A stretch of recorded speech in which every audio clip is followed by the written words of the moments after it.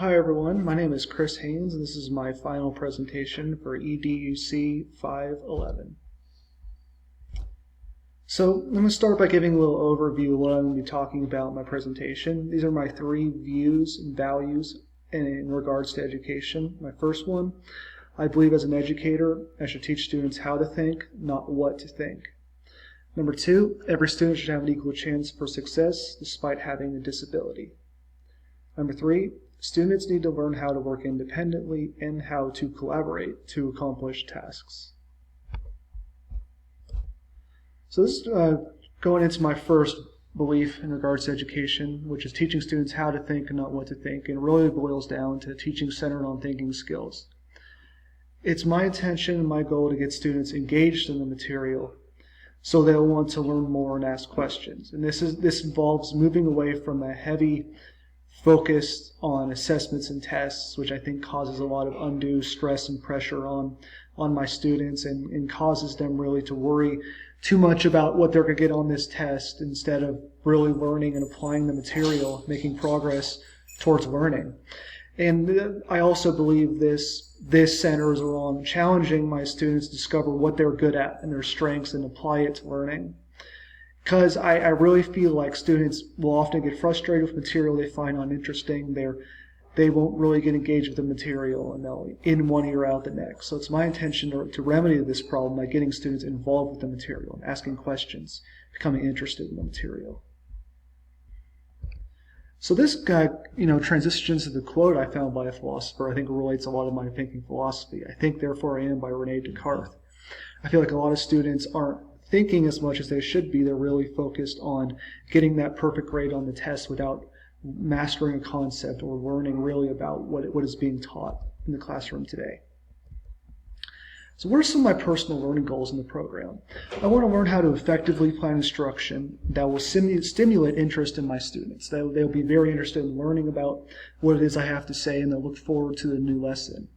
I want to learn how to incorporate technology to provide excellent instruction and even add further dimensions and incorporate technology to my lessons.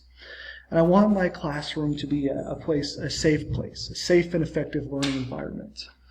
And this also goes along with implementing procedures to allow the class to run effectively. So this goes along with my second value, that every student should have given equal chance for success despite having a disability. Sometimes it's very frequently you see students with individualized education plans, students with disabilities, or even students that are classified as at risk because of being in group homes and things like that.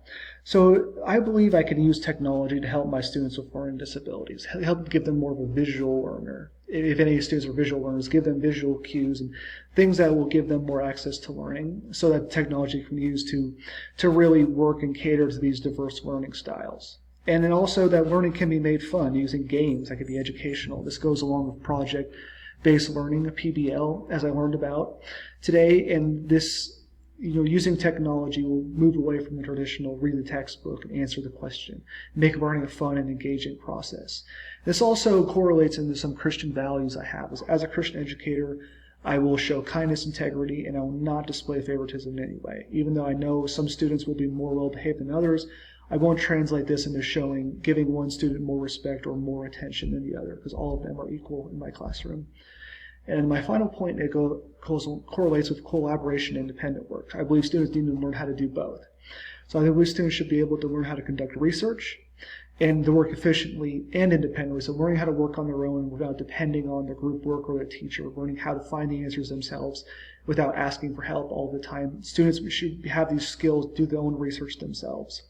But also, despite being independently, where students learn how to share information and work collaboratively. This correlates with digital citizenship, I believe, showing respect and being a citizen online, paying attention to all the copyright laws and respecting your peers online. It's a very important skill for the 21st century, and I believe this is going to help prepare my students for the standards that are coming up in the 21st century for our ever-changing world. So these 2 points are very crucial in education. It's collaboration and independent work. And my concluding statement is my time in the master's program has introduced me to new venues for teaching students, and I'll spend time learning more about educational technology. I've learned about different ways to teach students. I've learned about different learning styles and how not every student is going to be the same, and how important it really is to plan instruction because things might not always go the way you want them to. So my time in the master's program has really taught me a lot about some of these things that come up in the educational field, and I plan on spending more time in the master's program and even on my own free time learning effective ways to create excellent instruction. And here is my works cited, some of the sites I got information from. So thank you all for listening. This is Chris Haynes, and this has been my final presentation.